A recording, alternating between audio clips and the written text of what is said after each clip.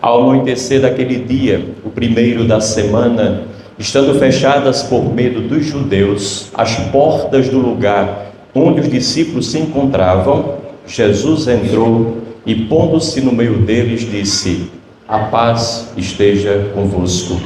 Depois dessas palavras, mostrou-lhes as mãos e o lado. Então os discípulos se alegraram por verem o Senhor. Novamente Jesus disse: "A paz esteja convosco. Como o Pai me enviou, também eu vos envio." E depois de ter dito isso, soprou sobre eles, dizendo: "Recebei o Espírito Santo. A quem perdoardes os pecados, eles lhes serão perdoados. A quem os não perdoardes, eles lhes serão retidos." Tomé, chamado Dídimo, que era um dos 12, não estava com eles quando Jesus veio. Os outros discípulos contaram-lhe: "Vimos o Senhor." Mas Tomé disse-lhes: "Se eu não vir a marca dos pregos em suas mãos, se eu não puser o dedo nas marcas dos pregos e não puser a mão no seu lado, não acreditarei." 8 dias depois, encontravam-se os discípulos novamente reunidos em casa. Tomé estava com eles. Estando fechadas as portas, Jesus entrou, pôs-se no meio deles e disse: "A paz esteja convosco." Depois disse a Tomé: "Põe o teu dedo aqui e olha as minhas mãos. Estende a tua mão e coloca no meu lado, e não sejas incrédulo, mas fiel." Tomé respondeu: "Meu Senhor e meu Deus."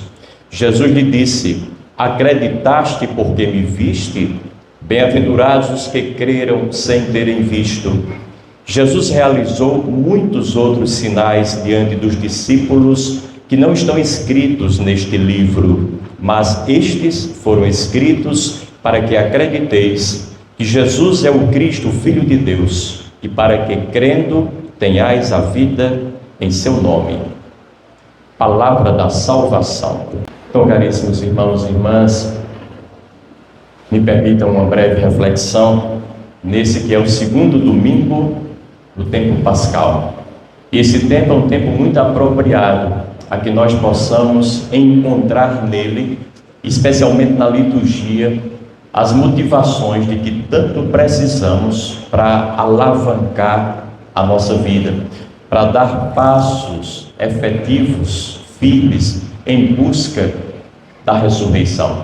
A ressurreição que não é uma proposta lá para o fim da vida, quando ela cessa na nossa morte, mas a ressurreição que é um desafio muito bom de se viver, colocado diante de todos nós aqui e agora.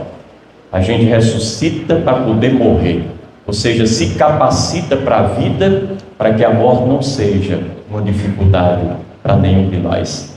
E quanto mais e melhor a gente se coloca diante da vida, aprende a vivenciá-la, a ultrapassar os obstáculos, a saborear cada coisa que o expediente do cotidiano nos apresenta, mais e melhor a gente se capacita para a Páscoa, para a morte.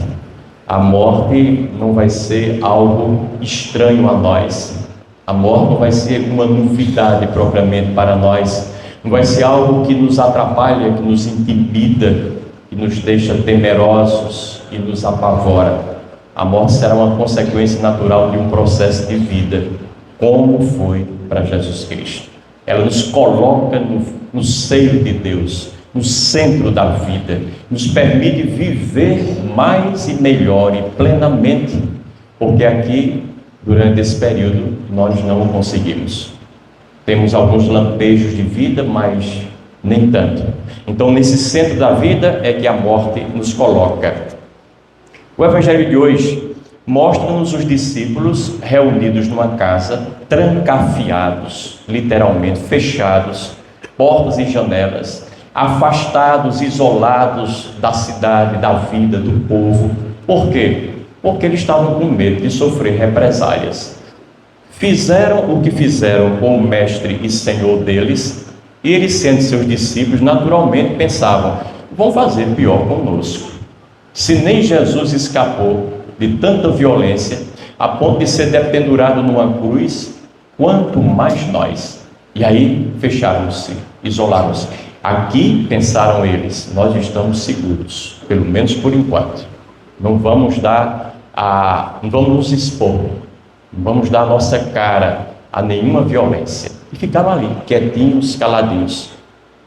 Jesus aparece no meio deles, rompe portas, janelas e fechaduras e entra ali e os lança para a vida, como se quisesse dizer: saiam daqui, vocês não foram feitos para ficar trancados em busca da sua segurançazinha pessoal, do seu bem-estar. É preciso enfrentar o mundo com todas as dificuldades, vicissitudes, as suas importunações, com toda a violência que eventualmente venha de lá para cá. Mas nós temos que nos capacitar para esse enfrentamento, porque vida nenhuma é digna no fechamento, no isolamento, no bem-estar pessoal, no nosso confortozinho, na nossa pseudo-segurança, que de fato é uma falsa segurança. O lugar mais seguro para um navio, para um grande barco, é atacado no porto. As âncoras descem e aí eles estão amarrados. Mas nenhum navio, nenhum barco foi feito para ficar ali. A finalidade do barco é desbravar as águas do rio ou do mar. Não importa como elas venham e batam sobre eles, mas foram feitos para isso, correndo todos os riscos de navegar. Às vezes os lugares mais seguros para nós são os lugares menos indesejáveis para nós, aqueles que nós não podemos ficar por muito tempo, a não ser para tomar uma fuga, dar uma respirada, limpar a cara, lavar-se, descansar. Depois, pé na estrada, porque foi para a estrada da vida que nós fomos criados. Não foi para o conforto da vida, mas para tudo aquilo que a vida, do jeito que ela é, tem para nos oferecer. E ela oferece tudo do jeito dela, não é do nosso jeito. Logo, preparemos-nos para ela do jeito que ela vem. E se estamos preparados, qualquer coisa será para nós uma bússola, será para nós um caminho, uma alternativa, será para nós um instrumento, uma ferramenta que nos ajuda a crescer, não importa o quê. Então, os discípulos estavam lá com medo, fechados. Aqui estamos seguros, pensavam eles. Esse foi o seu grande erro, que pode ser também o nosso erro na vida. Achar que fazendo algumas coisas, estando em alguns lugares, nos armando disso e daquilo outro, criando alguns mecanismos de proteção, desses que nós temos todos, das cercas elétricas, das espirais, das câmeras maravilhosas, que mesmo à noite são capazes de captar nitidamente a figura de quem passa ali, os sons a metros ou quilômetros de distância, mesmo com 2 ou 3 cães ferozes dentro de casa. Infelizmente, muitas vezes mata o dono ou o filho do dono, não mata quem foi feito ali para matar. Com todo esse aparato, a gente não está inseguro, continua vulnerável. A qualquer momento, o tapete da vida nos é arrastado dos pés e nós literalmente caímos, tombamos e morremos, debaixo de todo o aparato de segurança que mereceu nossa atenção, nosso investimento, nosso dinheiro, nossa energia. Então, ninguém está seguro nessa vida, todos nós estamos vulneráveis. Os discípulos estavam ali, fechados, e esse foi o primeiro grande erro deles. Não estavam protegidos de maneira alguma, porque esses altos investimentos de segurança que nós fazemos são uma ilusão. Vez por outra a gente vê na televisão esses edifícios, condomínios, com gente muito rica e abastada, gastam imensa quantia em dinheiro por mês no condomínio, que aí tem segurança de todo jeito. Aí tem uma figura humana lá dentro, que tem que ter um ser humano que controla tudo, que não dá segurança nenhuma aos condôminos. Já está articulando com alguma pessoa, ou mais outro, mais um bando, daqui a pouco o edifício inteiro está tomado nas mãos de assaltantes. Onde é que está a segurança da gente? Às vezes é mais fácil romper a segurança maior do que romper uma segurança pequena. É mais fácil conquistar o grande do que conquistar o pequeno. Isso vale para coisas boas e pessoas bem intencionadas, isso vale para coisas más e pessoas mal intencionadas. Isso para mostrar para nós o quanto nós somos vulneráveis. Lembro-me de um empresário, quando eu estudava em São Paulo, e eu o conhecia, o filho dele foi sequestrado. Ele morava vizinho a uma favela, uma mansão enorme, e depois já era uma favelazinha. Ele nunca foi lá, nunca viu. E o filho foi sequestrado pelos seus vizinhos, um adolescente de 13 anos. E depois eles deram todo o dinheiro que pediram, mesmo assim o filho foi morto. E aquele homem, depois de chorar tudo que tinha direito a chorar, ele levantou a cabeça e, ao invés de procurar aqueles que fizeram mal contra o seu filho, ele sabia de onde vinha isso, ele foi lá na favela, se apaziguou com a favela. Disse: eu nunca olhei para esses irmãos que estão aqui vizinhos a mim, nunca fiz nada com o meu dinheiro como influência para melhorar a vida desse povo, sempre cuidei só de mim e dos meus filhos, e agora eu estou pagando um preço alto, mas não vou continuar assim. Mudou o jeito de viver, assumiu aquela favelinha como sendo também o espaço dele, de trabalho dele, de doação dele, de voluntariado dele. Mudou a vida dele, perdeu um filho e ganhou muitos filhos que estavam ali abandonados, sem eira e nem beira, sem qualquer proteção, sem pai e sem mãe, jogados na vida. Então, para esse povo que está assim abandonado, tanto faz matar ou morrer, isso não é problema, mas para ele era muito problemático. Isso quer dizer para nós que no mundo dividido de forma radical entre pessoas e pessoas, um mundo dividido escandalosamente entre irmãos, um mundo cheio de injustiças e onde a desigualdade campeia à solta, daí depois a violência que nós não conseguimos conter, a única maneira da gente combater essas coisas más é nos comprometermos com as pessoas, é ajudarmos uns aos outros, é fazer da causa dos outros a nossa causa, é colocar a serviço de alguém que está menos protegido o que nós podemos fazer para ajudá-los. E cada um tem o seu jeito, cada um tem o seu dom, o seu carisma, cada um tem a sua ferramenta. Todos nós temos imensas coisas que podemos e devemos colocar a serviço de quem tem menos ou de quem não tem absolutamente nada. Nessa hora, crescem eles que são favorecidos, crescemos nós que os favorecemos. Todo mundo cresce. E por uma razão muito simples, não existem dois lados na vida, o meu lado e o lado daqueles que estão ali, e o lado daqueles outros que moram lá na frente. Todos os lados são o mesmo lado, que coincidem com o meu lado. Se alguma coisa correr mal para alguém que está lá na frente, mais cedo ou mais tarde vai respingar em mim, e eu preciso evitar esse respingo, cuidando dele também, cuidando dela também. O maior desafio para o ser humano, na perspectiva do ressuscitado, não na nossa individualmente, mas na perspectiva de Deus, o maior desafio para nós é criarmos um mundo de irmãos, onde ninguém é estranho a ninguém, onde a gente vai estendendo a mão e tocando aqueles que podem tocar. Não temos que salvar o mundo inteiro não, porque o mundo tem muita gente, mas podemos ajudar o mundo que está perto de nós, à nossa volta. E aí quando eu faço isso, o meu vizinho também o faz, e lá da frente também, porque quando eu sou bom, não tem por onde eu não despertar a bondade que todo mundo traz dentro de si. Da mesma forma, quando eu sou malzinho, eu só desperto o que não presta nos outros, com quem tenho contato.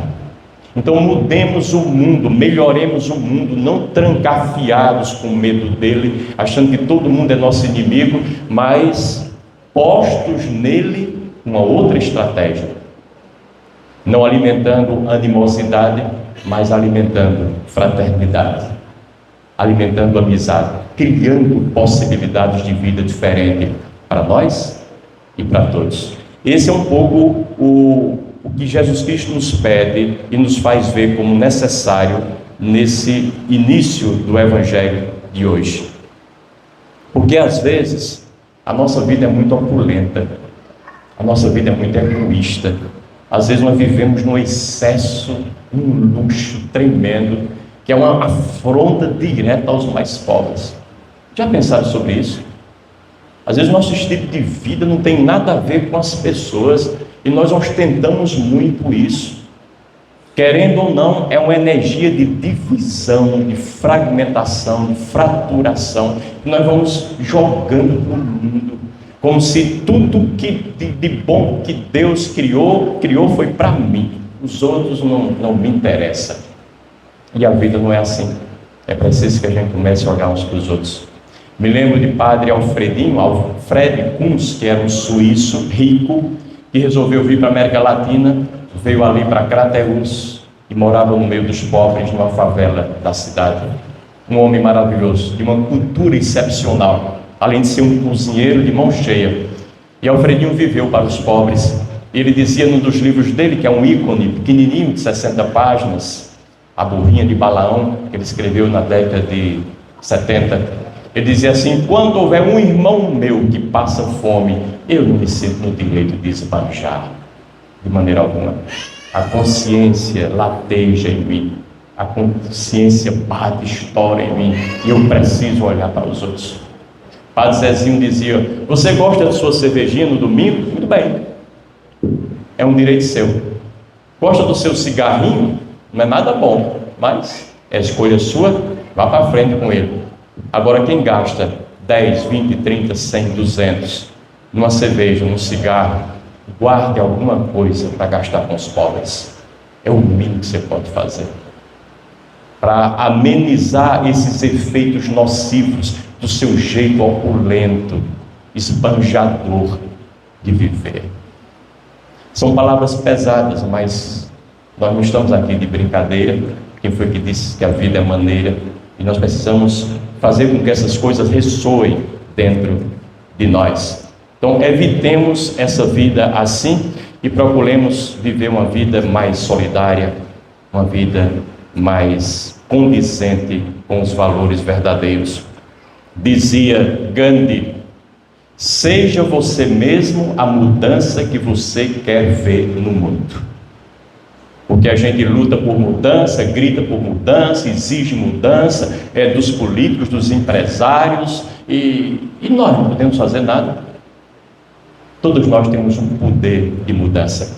Pode ser pequenininho, pode ter um raio de ação também mínimo, mas temos esse poder em nossas mãos. Mudemos em nós aquilo que pode ser mudado, para que nós sejamos essa mudança que reclamamos nas estruturas da sociedade. Quando fazemos a nossa parte, tudo mais vai sendo feito. E eu termino lembrando aquele sonho de Davi. Davi sonhou, Deus dizendo para ele nitidamente: eu quero que você mude o mundo, você é capaz. Ele acordou entusiasmado, porque o sonho foi muito forte. Era Deus mesmo que estava reclamando essa mudança da parte dele. Ele pegou o mapa mundi, olhou para o mapa e disse: vixe, mas como o mundo é grande, meu Deus do céu, como é que eu vou mudar esse mundo e realizar o sonho de Deus? Mas eu tenho que fazer, eu prometi.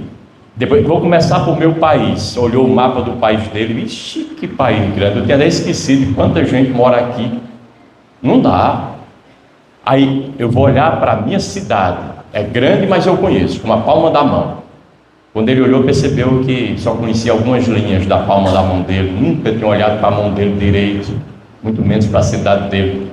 E ele foi estreitando esse raio de ação. Bom, eu vou começar pela minha rua. Ah, minha rua eu conheço, todo mundo lá. Ele percebeu que há muito tempo nunca mais andou a pé pela rua. Sai do carro na garagem com controle remoto, entra no carro, se tiver um vizinho por perto, só isso, e entra em casa. Ele disse: e agora? Bom, vou começar por minha casa. Minha casa eu conheço todo mundo, é tudo família, tudo minha, conheço. Aí ele chegou em casa e percebeu que ele não conhecia ninguém de casa. E quando cada um chegava, cada um já estava no seu lugar, já estava com seu celular na mão, já estava no seu mundo muito particular. e que ninguém conversava mais. Ele ficou agoniado, porque como é que eu vou realizar o sonho de Deus de mudar o mundo? Vou começar por mim mesmo, é o jeito, só sobrei eu. Quando não tem tu, vai comer, não é isso que a gente aprendeu? E aí ele fez valer na vida dele aquilo que um grande pensador dizia: um só justo, em meio aos seus muitos vizinhos, já é maioria, digo.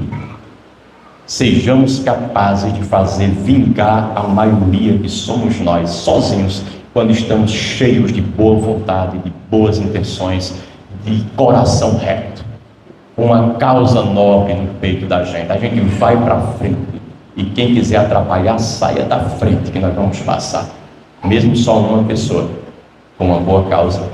Aí ele mudou a si próprio. Quando ele mudou a si próprio para valer, logo ele percebeu que a casa dele era outra. Todo mundo estava diferente, porque ele estava diferente. Ele saía na vizinhança e percebeu a mudança dos vizinhos, percebeu a mudança da cidade dele, do país dele e do mundo em que ele estava. Quando você muda, todo mundo muda ao seu lado. A revolução é essa que Deus quer de nós. Não é ficar agora empachado com aquela ideia que nos atravanca de que nós não podemos fazer nada, que o mundo é grande, os desafios são enormes. Não, mude o que você pode mudar a partir de você. Logo as coisas estarão diferentes.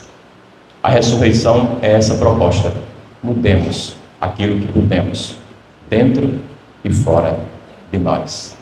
E que Deus nos ajude. Louvado seja nosso Senhor Jesus Cristo.